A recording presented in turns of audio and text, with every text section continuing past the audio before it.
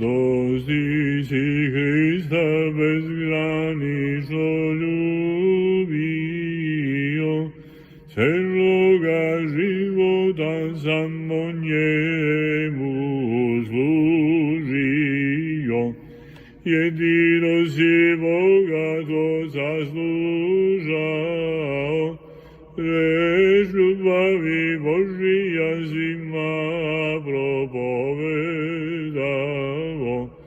Lepotu doma Gospodnjeg si zavolio, Martari njenoj javljeni prosvjetitelju, Crkve Hristove graditelju, zato te čovjeko ljubi Gospod, večno slavom Carstva svoga na zemlji